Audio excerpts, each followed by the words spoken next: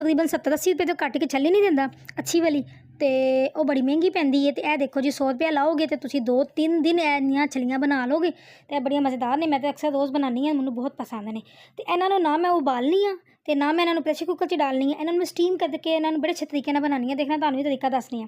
ਇਸ ਤਰ੍ਹਾਂ ਇੱਕ ਵੱਡੀ ਜਿਹੀ ਕੜਾਹੀ ਲੈ ਲਓ, ਕੜਾਹੀ ਦੇ ਵਿੱਚ ਕੱਪੜਾ ਨੀਚੇ, ਪਹਿਲੇ ਇੱਕ ਫਾਲਤੂ ਕੱਪੜਾ ਨੀਚੇ ਵਿਛਾਉਣਾ, ਉਸ ਤੋਂ ਬਾਅਦ ਉੱਪਰ ਵਾਲਾ ਕੱਪੜਾ, ਕਿਉਂਕਿ ਨੀਚੇ ਵਾਲਾ ਕੱਪੜਾ ਖਰਾਬ ਹੋ ਸਕਦਾ ਹੈ। ਅਤੇ ਇਹ ਦੇਖੋ ਜੀ ਮੈਂ ਇਸ ਤਰ੍ਹਾਂ ਇੱਕ ਸਾਫ਼ ਜਿਹਾ ਕੱਪੜਾ ਲੈ ਕੇ ਉਹਦੇ ਵਿੱਚ ਇਹਨਾਂ ਨੂੰ ਛੱਲੀਆਂ ਨੂੰ ਰੱਖ ਲਿਆ। ਅਤੇ ਅਸੀਂ ਫਿਲਹਾਲ ਕਿਉਂਕਿ ਸਾਡੀ ਫੈਮਿਲੀ ਹੈ ਛੋਟੀ ਜਿਹੀ, 3 ਅਫਰਾਦ ਆ, ਅਤੇ ਮੈਂ 3 ਹੀ ਛੱਲੀਆਂ ਰੱਖੀਆਂ ਨੇ। ਤੁਹਾਡੀ ਆਪਣੀ ਫੈਮਿਲੀ ਦੇ ਹਿਸਾਬ ਨਾਲ ਤੁਸੀਂ ਜਿੰਨੀਆਂ ਮਰਜ਼ੀ ਰੱਖ ਲੈਣਾ, ਉੱਪਰ ਨੀਚੇ ਕਰ ਲਓ ਕਿ ਕੋਈ ਮਸਲਾ ਨਹੀਂ ਹੈ। ਕਿਉਂਕਿ ਪਹਿਲੇ ਲੋਕ ਜਿਹੜੇ ਸਨ ਨਾ, ਉਹ ਜਿਹੜੇ ਛੱਲੀਆਂ ਉਬਾਲਦੇ ਨੇ ਨਾ, ਉਹ ਵੱਡਾ ਸਾਰਾ ਪਤੀਲਾ ਲੈਂਦੇ ਨੇ, ਉਹਦੇ 'ਚ ਖੇਸ ਰੱਖਦੇ ਨੇ, ਅਤੇ ਖੇਸ ਦੇ ਵਿੱਚ ਛੱਲੀਆਂ ਪਾ ਕੇ ਉੱਤੇ ਪਾਣੀ ਛਣੀ ਤਰੋਣ ਕੇ ਨਾ ਅਤੇ ਸਟੀਮ ਦਿੰਦੇ ਨੇ, ਅਤੇ ਉਹ ਬਣਾਉਂਦੇ ਨੇ। ਅਤੇ ਜ਼ਾਹਿਰ ਅਸੀਂ ਤਾਂ ਆਪਣੀ ਫੈਮਿਲੀ ਦੇ ਹਿਸਾਬ ਨਾਲ ਬਣਾਉਣੀਆਂ ਨੇ, ਅਤੇ ਮੈਂ 3 ਛੱਲੀਆਂ ਬਣਾਈਆਂ ਨੇ। ਇੰਝ ਹੀ ਮੈਂ ਉੱਪਰ ਥੋੜ੍ਹਾ ਜਿਹਾ ਪਾਣੀ ਅੱਧਾ ਕੁ ਗਲਾਸ ਪਹਿਲੇ ਛਿੜਕ ਦਿੱਤਾ ਸੀ, ਅਤੇ ਫਿਰ ਮੈਂ ਸਟੀਮ ਦੇਣ ਵਾਸਤੇ ਰੱਖ ਦਿੱਤਾ। ਅੱਧੇ ਕੁ ਘੰਟੇ ਬਾਅਦ ਮੈਂ ਫਿਰ ਚੈੱਕ ਕੀਤੀ, ਅਤੇ ਹਲਕੀ ਜਿਹੀ ਮੈਨੂੰ ਕਸਰ ਲੱਗਦੀ ਵੀ ਸੀ, ਕਿਉਂਕਿ ਮੇਰਾ ਬੱਚਾ ਹੈ ਅਤੇ ਮੈਂ ਕਹਿੰਦੀ ਉਹਦਾ ਪੇਟ ਨਾ ਖਰਾਬ ਹੋਏ, ਅਤੇ ਛੱਲੀ